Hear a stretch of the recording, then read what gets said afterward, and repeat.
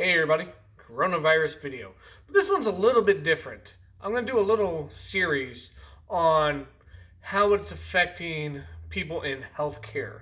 Hubble's cat, if you guys don't know him, I'll leave a link down below. Great information. He's a Canadian guy, a little bit too left wing even for me.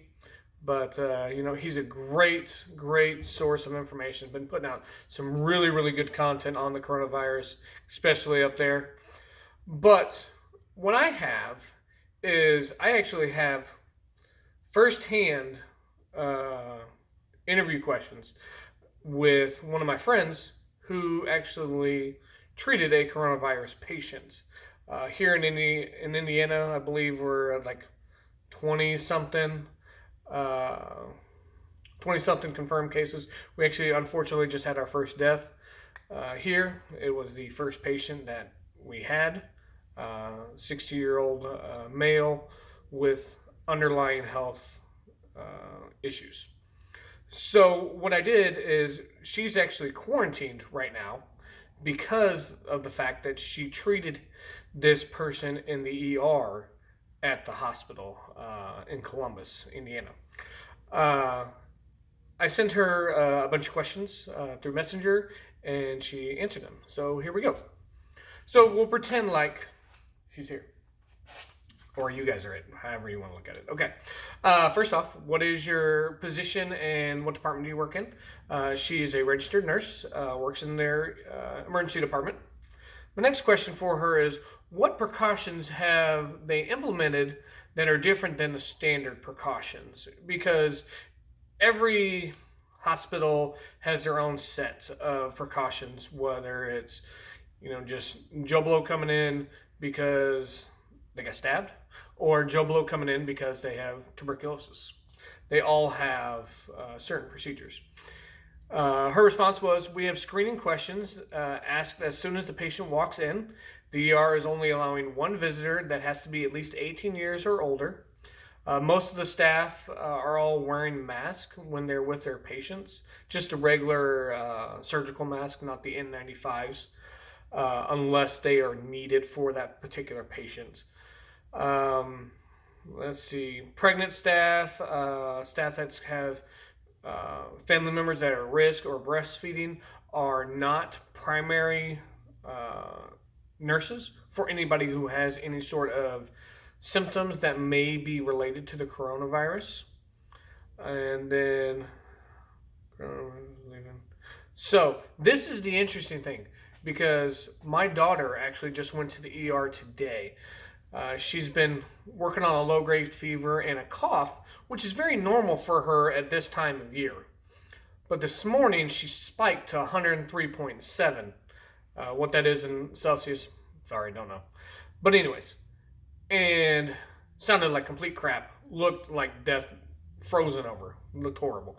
So I had my wife take her to the emergency room. I called prior to ask them if there was any special precautions or anything like that, and there weren't at the hospital that we went to. As soon as she got in, she immediately put a mask on my daughter.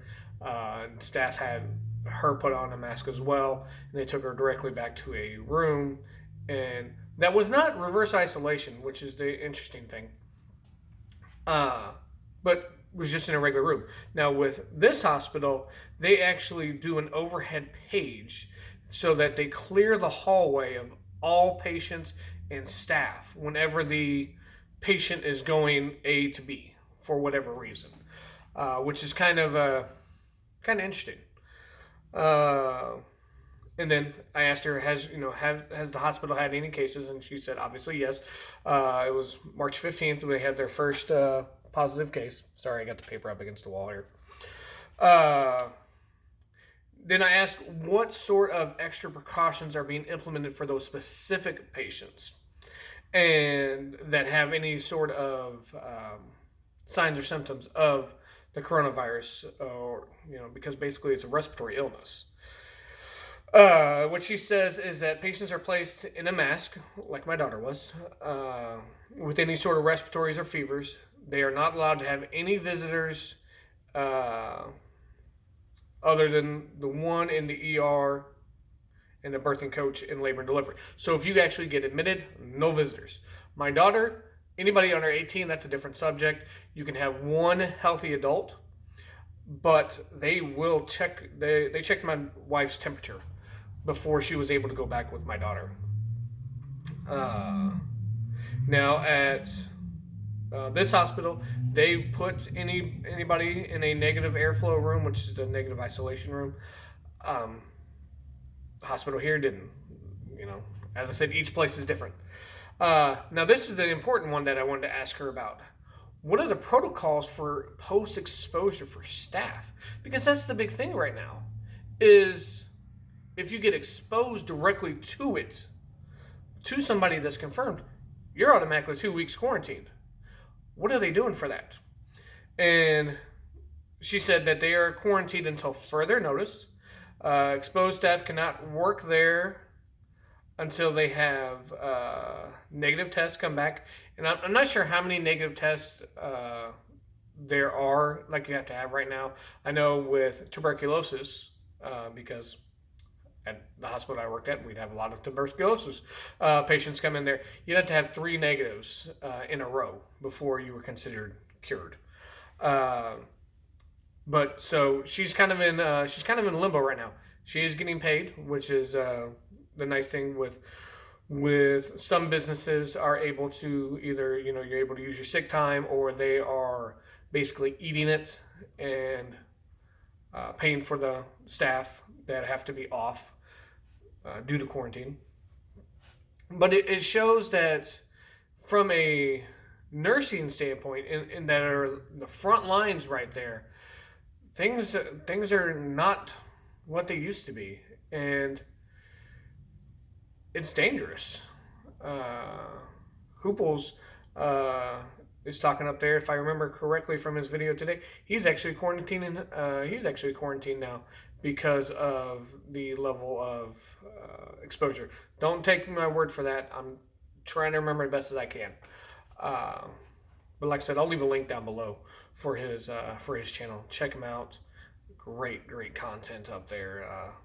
He's a registered nurse as well. He knows his stuff up there.